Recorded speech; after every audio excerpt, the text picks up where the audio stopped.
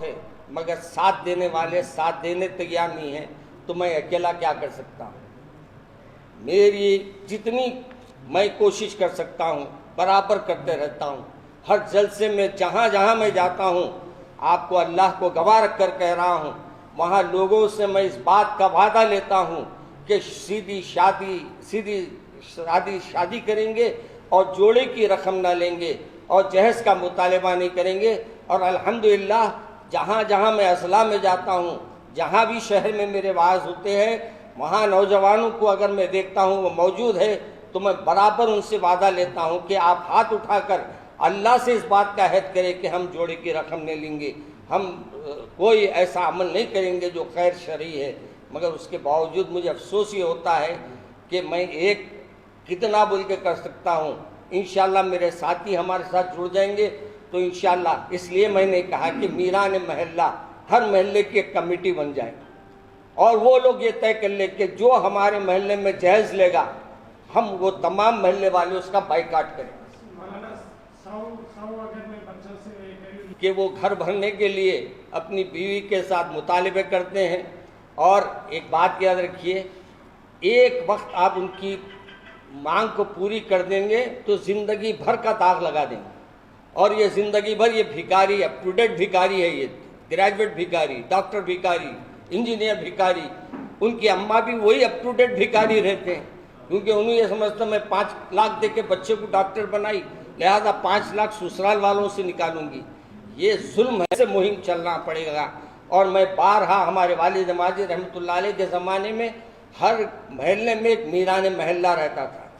میران محلہ یعنی پورے محلے والے مل کر ایک کو اپنا امیر چنتے تھے، وہ امیر ہماری عمارت سے جڑتا تھا، اور پھر ہم یہاں ایک بورڈ بنائے تھے، اس بورڈ میں پورے بیٹھ کر سالانہ ہمارا اجلاس ہوتا، اور ہر محلہ ہم اپنے محلے کے لحاظ سے ان کے طریقہ کار، ان کے معاملات کو کس انداز سے حل کرنا وہ ہم سوچتے تھے۔ آج وہ بات رہی نہیں، ہمارے پاس یونٹی نہیں ہے، ہر کوئی اپنی اپنی چلانے کی چکر میں ہے۔ اب یہاں ہمارے پاس یونٹی نہیں ہے تو ہم کریں گے کیا؟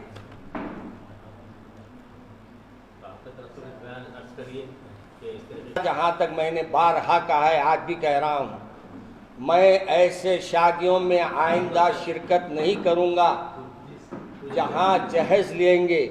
جہاں جہیز کا مطالبہ ہوگا، جہاں جوڑے کی رقم لی جائے گی، جو شادی خانوں میں پیسے خرچیں گے اور جو شادیوں میں پیسے خرچ کے کھانا کھلائیں گے، ان تمام شادیوں سے بائیکاٹ کروں گا۔ اور یہ بھی میں کہہ رہا ہوں کہ بعض لوگ آج کل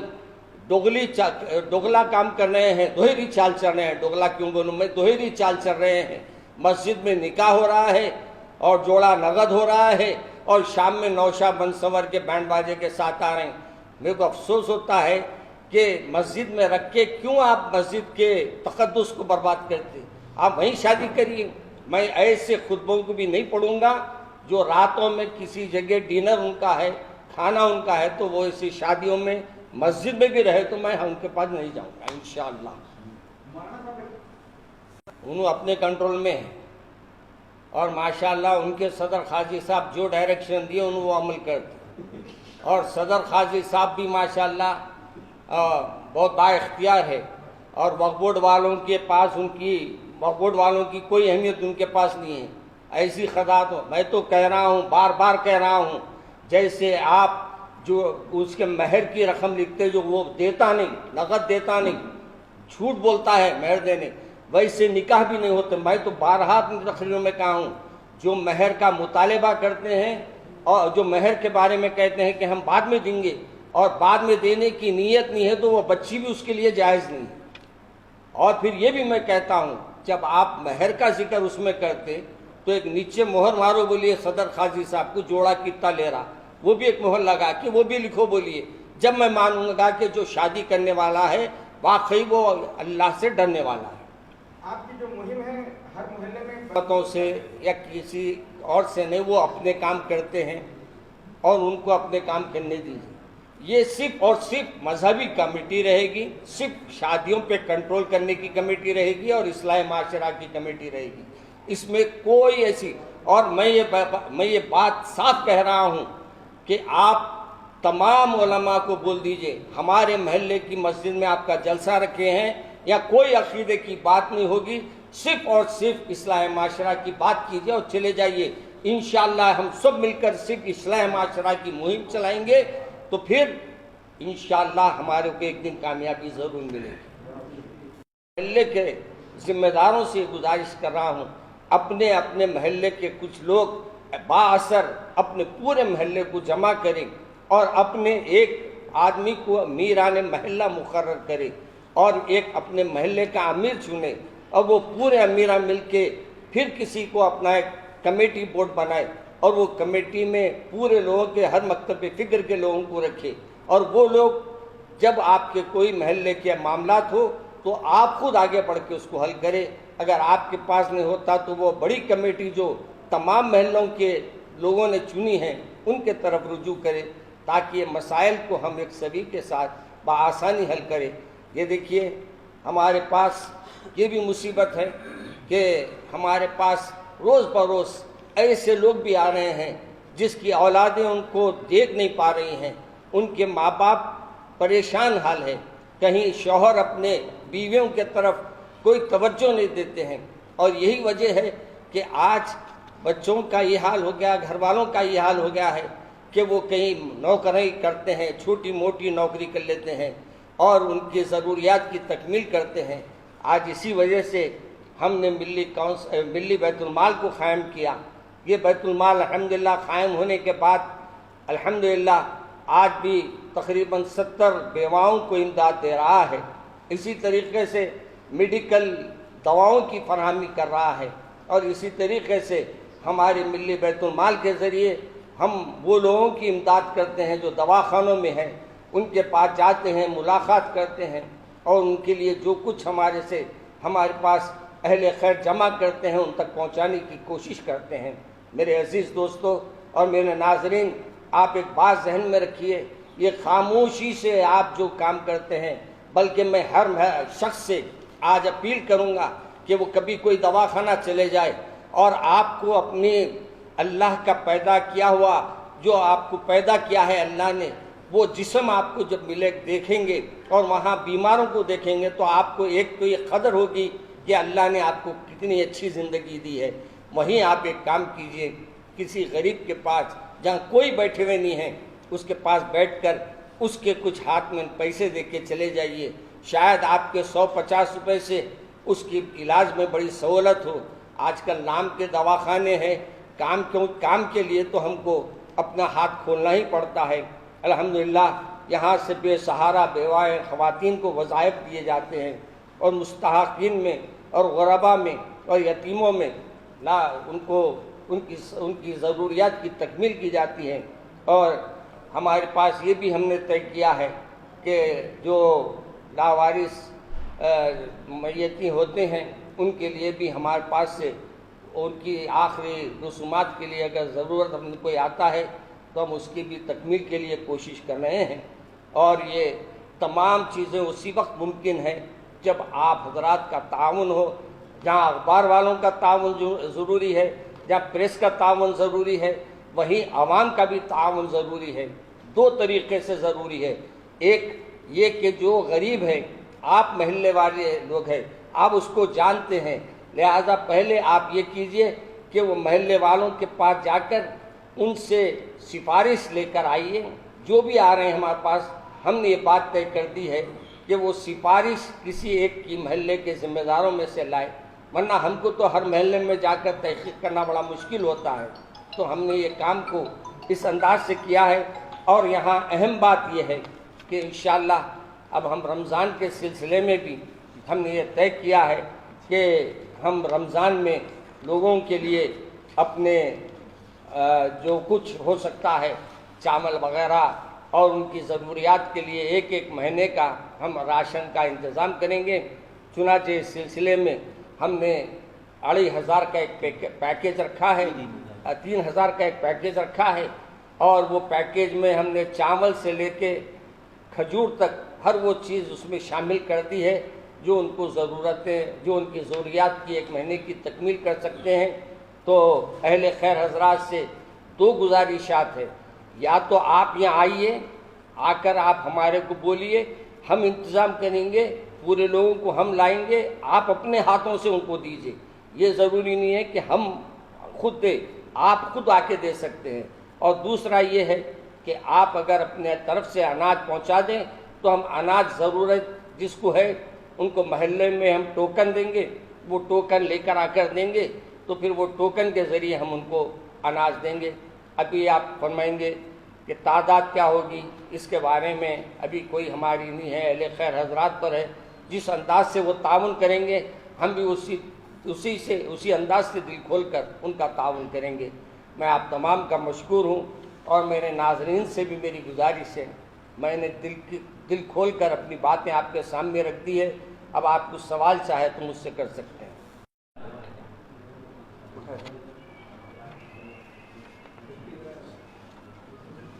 چلیے آغاز کریے۔ جی اسٹارٹ صاحب۔ السلام علیکم، نحمد و نصلی علی رسولہ الکریم۔ آج آپ حضرات کو جس بات کے لیے زحمت دی گئی ہے وہ باتیں آپ کے سامنے رکھنے کی میں کوشش کر رہا ہوں، تاکہ آپ کو یہ معلوم ہو کہ امارت ملت اسلامیہ آندھرا پردیش یہ تقریباً 60 سال سے الحمدللہ یہ خدمت انجام دے رہی ہے، اور اس کے تحت پہلے اصلاح معاشرہ کے پروگرام چلتے تھے اور الحمدللہ آج بھی چل رہے ہیں۔ اس کے ساتھ ساتھ یہ بھی ہمارا ارادہ ہے کہ مزید ان کاموں میں اضافہ کیا جائے۔ چنانچہ پہلی بات تو یہ ہے کہ اصلاح معاشرہ کے جلسوں میں ہمارے 3 اہم جلسے ہوا کرتے تھے، اور یہ مرکزی جلسے جامع مسجد چوک میں ہوا کرتے ہیں، لیکن 1 سال لاک ڈاؤن کی وجہ سے یہ جلسے نہیں ہو پائے، اور شاید لوگ اب یہ جلسوں کو پھر وہی شوق اور ذوق سے ان کو آنے کی ترغیب دینا بھی ہے، اور ساتھ میں ان کو یہ احساس دلانا بھی ہے کہ آج تک جو بھی حالات ہو رہے ہیں یہ ہمارے بچیوں سے دین سے واقف نہیں ہونے کی وجہ سے، بچوں کو دین سے آپ واقف نہیں کرانے کی وجہ سے آج بے رحمی کا شکار بچے بنے ہوئے ہیں، اور ایسے راستوں کو اختیار کر رہے ہیں جو ہم کو اور خصوصاً ہمارے مسلمان بچے ایسے چیزوں میں مبتلا ہو گئے ہیں کہ شراب ہمارے پاس نوجوانوں کے پاس عام ہو گئی ہے، نشہ آور چیزیں وہ بآسانی اپنے استعمال کر رہے ہیں اور بآسانی ان کو مل رہی ہے۔ اسی انداز سے جو بھی آج کل کے حالات میں بچیوں کے جو ہمارے دوسرے مذہب والوں کے ساتھ روز بروز جو حالات پیدا ہو رہے ہیں وہ بھی آپ کے سامنے ہیں، وہ بھی کوئی مخفی بات نہیں ہے۔ لیکن یہ معراج کے جلسے، برات کے جلسے، شب برات، شب قدر، شب معراج جو جلسے رہتے ہیں ایک مرکزیت رکھتی ہیں، اور الحمدللہ یہ سالوں سال سے ماشاءاللہ 110 سال سے یہ کام کر رہے ہیں، اور یہ میرے دادا جان نے آغاز کیا تھا، پھر میرے والد ماجد نے وہ پروگرامہ کیے، پھر اس کے بعد ماشاءاللہ آج وہ میں اللہ تبارک و تعالیٰ مجھ سے یہ کام لے رہا ہے۔ اسی انداز سے میرے عزیز بزرگوں اور ناظرین کرام، آپ کو یہ بھی بتا دوں کہ ہر ہفتہ یہاں اصلاح معاشرہ کے لیے درس قرآن بھی ہوتا ہے، وہ بھی 10:30 بجے رات رکھی جاتی ہے، تاکہ آپ لوگ پورے اپنے کام کو انجام دے کر یہاں آئیں اور لوگوں کے ساتھ بیٹھ کر کھل کر اپنے دینی معلومات حاصل کریں۔ آپ مسائل پوچھ سکتے ہیں اس میں، اور آپ اپنے جو بھی گھر کے حالات ہیں وہ بھی رکھ سکتے ہیں، اور اس سلسلے میں ہم نے بیت المال کے قیام کو بھی عمل میں لایا، ساتھ میں دارالخدا کا کام ہے۔ آج مصیبت یہ ہو رہی ہے کہ بچیوں کو صحیح راستہ بتانے والے نہیں مل رہے ہیں، اور یہی وجہ ہے کہ بچیاں دن بدن دین سے دور ہوتے جاتی ہیں اور گھر والوں کو اس کا پتہ ہی نہیں چلتا ہے. اور مہر کو ہمارے جوڑے کی رقم جو آج کل یہ چل پڑی ہے، اور شادیوں کو جو ہم لوگوں نے آج کل ایک ایسا ضروری یعنی اپنے پہ تصور کر لیا ہے کہ اگر ہم شادی میں اچھی نہیں کریں گے تو ہمارے خاندان میں ہمارا اثر کیا ہوگا، شادی میں اگر ہم یہ نہیں دیں گے تو ہماری بچی کا کیا ہوگا. اور ہم اس عمل کو اس قدر آگے بڑھ کر رہے ہیں کہ شریعت ایک طرف رہ رہی ہے اور شریعت کو نظر انداز کر دیا جا رہا ہے، اور اپنی منمانی جو اپنے سے ہو سکتا ہے وہ کام انجام دے رہے ہیں. مجھ سے ایک سوال کیا گیا کہ کیا ہم اپنے لڑکیوں کو جو حالات میں اس وقت پریشان ہیں ہم کیا کر سکتے ہیں. یاد رکھیے، زبردستی ہم اپنے لڑکیوں کو سسرال بھیجتے جاتے ہیں جب ہم کو معلوم نہیں ہے کہ وہاں اپنی بیٹیوں کے ساتھ کیا سلوک ہو رہا ہے. لہٰذا وہ عمل بچیوں کے لیے بھی نقصان دہ ہوتا ہے اور بچوں کے لیے بھی نقصان دہ ہوتا ہے. اس لیے بچیوں سے میری خصوصاً والدین سے ان کی گزارش کر رہا ہوں کہ آپ لوگ اگر بچیاں اپنے رہنا نہیں چاہتی ہیں اور ان کے شوہر کے درمیان ایسے حالات سازگار نہیں ہو رہے ہیں تو آپ کا کام یہ ہے کہ اپنی بچیوں کو آپ دارالخضا سے رجوع کریں اور دارالخضا میں رجوع ہو کر اپنے بچیوں کے مسائل کو پیش کریں. ہمارے پاس کاؤنسلنگ سینٹر بھی ہے جہاں ہم پہلے مشاورت کرتے ہیں، دونوں کو بٹھا کر بات کرتے ہیں، دونوں کو موقع دیتے ہیں. لیکن جب وہ بات حد سے زیادہ بڑھ جاتی ہے تو پھر ہم ان کو مشورہ دیتے ہیں کہ بھائی اس کام میں اب آپ آگے مت بڑھیے. یہ حالات اس وقت اتنے خراب ہو چکے ہیں کہ ہم زبردستی بچیوں کو اپنے سسرال بھیجنا چاہتے ہیں، جبکہ سسرال میں وہ مقام وہ مرتبہ ان کو نہیں مل رہا ہے. تو ہم اپنی بچیوں پہ زبردستی نہ کریں اور ان پہ یہ ٹینشن نہ بڑھائیں کہ آپ نہیں جانے کی وجہ سے ہم خاندان میں بدنام ہو جائیں گے، ہمارے گھر میں رسوائی ہوگی، خاندان میں ہمارے تھوکیں گے. اس انداز کے جملوں سے بچیوں کو مزید پست مت کریں، کمزور نہ کریں، بلکہ بچیوں کو ہمت افزائی کریں. جہاں تک ہو سکے کوشش کریں گفتگو سے حل ہونے کی، اور پھر اگر گفتگو سے حل نہیں ہوتا، جب آپ کا دل بول دے کہ یہ چیز چلنے والی نہیں ہے تو پھر آپ خود اس مسئلے کو حل کرنے کے لیے آگے بڑھیں اور کوئی ایک نتیجے پہ پہنچے. ورنہ جو عائشہ کے حالات ہیں وہ پھر ہمارے سامنے مزید دہرائے جائیں گے، اور ہم یہ نہیں چاہیں گے کہ یہ عائشہ بیگم کی جو انداز تھے ہم اس کے اپریشیٹ کریں یا ان کو شاباشی دیں. یہ کمزوری کی بزدلانہ حرکت ہے. آپ کا کام یہ ہے کہ آپ آگے بڑھیں اور اپنے والدین کو اس کے طرف والدین کو یہ بات کا احساس دلائے کہ یہ جو عمل ہو رہا ہے میں برداشت نہیں کر سکتی. لہٰذا آپ میرے لیے خاندان کو نہ دیکھیں، خرابت داروں کو نہ دیکھیں، محلے والوں کو نہ دیکھیں. اللہ نے عورت کو خلا کا موقع دیا ہے، خلا لینے کا بھی ان کو اختیار دیا ہے. لہٰذا ان کو وہ اختیار حاصل ہے وہ خلا کے لیے، اور جب خلا نہ دیتا ہے تو پھر اس کے لیے بھی غور کریں گے کیا کرنا ہے. چنانچہ میں نے ایک بات یہ طے کی ہے کہ اس کے ساتھ ساتھ میں نے یہ